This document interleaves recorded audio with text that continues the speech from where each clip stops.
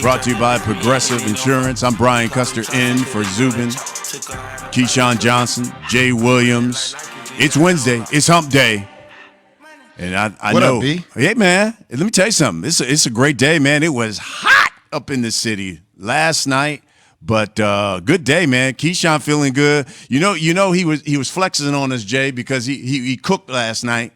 Wanted to send us all kind of pictures of the meal, and I wish y'all was over. Doing that, by the way, bro. Yeah. You know what I mean? He loves sending group texts like, "This is what I'm cooked. Y'all can't cook like me." Wish y'all was over. You know, I'm a burn. We never got an invite, Key. Yeah. We never got an invite. I know. Wish y'all were here. So then I called the brother, like Jay. First of all, Jay, you got an invite.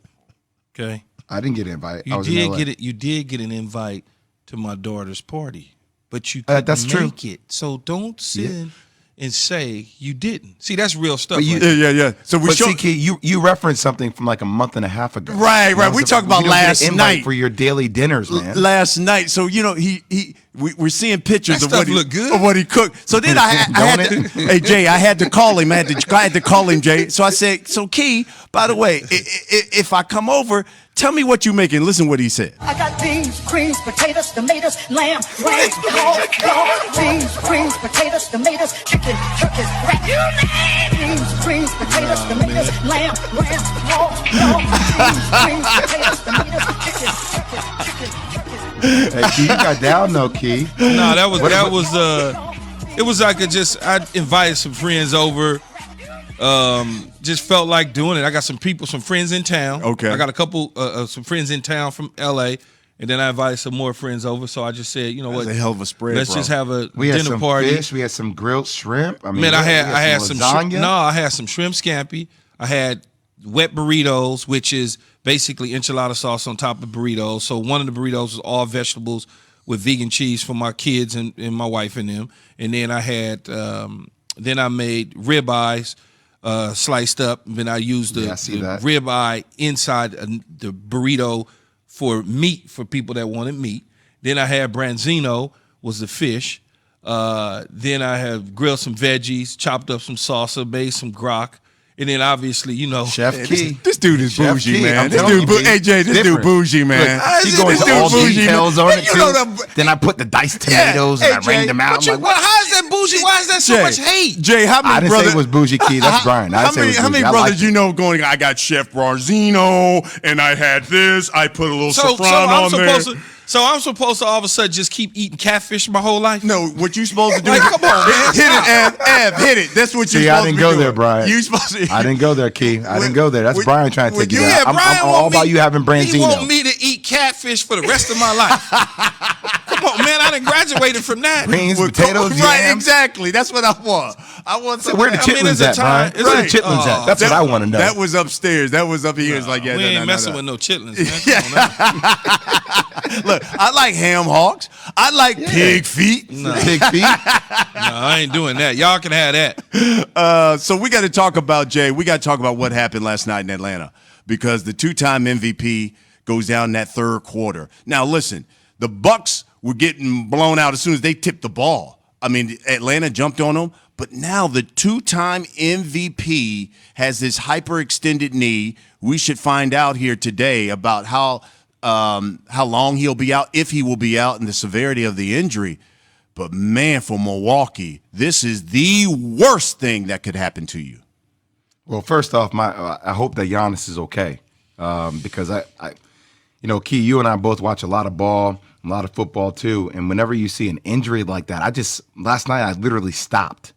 I stopped and just held my own knee, just understanding how that and I hope it's just a hyperextension, but that looked bad. When you bring all your weight down on one leg like that just so first off, I hope that he's doing okay. I hope that he can recover, because this is the two-time reigning MVP, and I know that we always get on the show and people debate about whether he's going to be other people's guys or not due to how he plays, but the dude was averaging 29 and 13, and he's putting up epic historic numbers in the playoffs. And now all these conversations that people have had about, Chris Middleton is the guy on this team. He's the closer down the stretch. Now I say, all right, now Chris Middleton, just similar to Kevin Durant, playing without Kyrie Irving and James Harden, similar to LeBron James, playing without Anthony Davis. those are big names that had to carry and fill big shoes. Now we get a chance to see Chris Middleton, the opportunity for him to carry and fill the big shoes of Giannis, who's been the horse that they've rode throughout all games. I mean, Chris Middleton has been a guy that closes games. I get that. But now we have to see Chris Middleton be the horse that carries his team all throughout the game and also closes the game. And you need guys like Drew Holiday, Brent Forbes, other Bobby Portis, other guys to really step up and help carry that load as well. Think about the names that you mentioned, though, Jay. No. Just think about the names, though, that you mentioned. I mean, you asking Chris Middleton to step into that Kevin Durant, LeBron James, guys that have essentially carried teams themselves before. I mean, it's very difficult to be pushed into a role that you're not accustomed to having. Those guys were frontline guys to start with. And when they lost their mate, they decided, okay, now I got to still be the frontline guy. Kevin Durant carried teams before on his back with just scraps around him. LeBron James, he's done that before. So I don't know that. But Key, we put that same kind of heat on Jokic.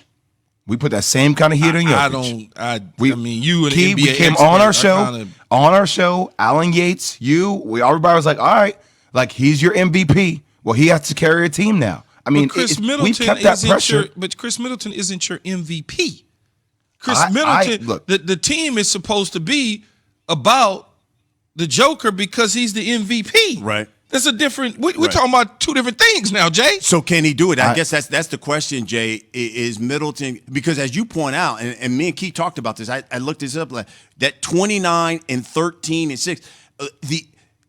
I don't think people grasp that because the only other player who's ever done this in NBA history in the playoffs is Oscar Robertson to average those kind of numbers. Jay, and what I said to Brian is, you got to be able, much like you said, all the other little ancillary pieces around, they've got to now figure out how to get that 29, 10, 13, whatever it is. They got to figure out how to get that. Have they ever done that before? You're asking people to do things that they probably haven't done before collectively as a group, because Giannis has, for the most part, through 3.5 quarters, have been a guy for you. Except the last 7 minutes of a game where it goes to Middleton. People were referring to what, and I didn't do this, but it's an interesting narrative. I didn't do this, but it's an interesting narrative, though, Key. People were saying that Milwaukee had a big three. Right? Yep. People were saying that Chris Middleton and Drew Holiday were in that conversation to be a big three. So now when I see an unfortunate situation happen to Giannis, you hope that he's okay once again. But you still have big two of the big three. Yeah, you have Drew Holiday that was brought there to be that dude, that dog, that great two-way guard down the stretch. And you have Chris Middleton. And some people were saying that Chris Middleton is the superstar on this team. And I've been trying to say the whole last couple of weeks, I'm like, look, man, Giannis is still the best player in the playoff series, in my opinion, because of the load he carries. He just gets glossed over, though. Like, people are like, oh, well, Chris Middleton's this guy. I'm like, hold on a second. Giannis is still the guy that's giving you 29 and 13. Some games almost giving you a 40-point triple-double. He gave you 40 points in Game 7 in that closing against KD. Let me see if I could equate Giannis to football. Okay. Jay watches it. You've covered it. Jay covers it as well. In football, right? You know how you look at a player and you go, man, he box scores. Like, he really got off. Yeah. And you look at another guy box scorer that's on the same team, and his numbers may be a little less. The guy that's a little less is the one that's really the one. Just because the other dude's getting all the numbers, he's getting the numbers like Giannis in basketball for the first 3.5 quarters. He's getting you everything you want. No question about it. But it doesn't hurt you. And you're saying, well, how could it not? It's part of the score. It's part of the score. It's not the same. It's a guy who, in football, 2 or 3 touches, that's going to kill you. Just them 2 or 3 touches. Yeah. And you don't get that from Giannis at the end of games. You've gotten it at home from Chris Middleton. On the road, you don't get it from him. As we saw last night, he kind of struggled. In football, a receiver, for instance, can go a whole game and look a certain way. But when it matters most, he somehow hurts you. When that other receiver, everybody's like, oh, well, he the one. It's like, no, he ain't really the one, man. Y'all sleep. Yeah. Y'all looking at box scores and numbers and not what it is at that point in time on 3rd and 9. That hurts you. 3rd and 9 killed you. Not the 60-yard catch because the defense stopped them eventually. But on 3rd and 9, they couldn't stop that dude. You know, and so that's how I look at Giannis. I look at Giannis and say, well, he going to always get his numbers. But is he hurting my team? Is he really making us feel the pain in the end? And I just hadn't seen it. That's why I always come playoff time have been skeptical of him. All right. I'll tell you what. Listen, Giannis, hold that fire. Yeah, we're going to discuss it further. That Giannis injury wasn't really the only story, though, that was making headlines yesterday. We got a team that's looking to the future, but having to first address the past. That's next. KJZ, ESPN Radio.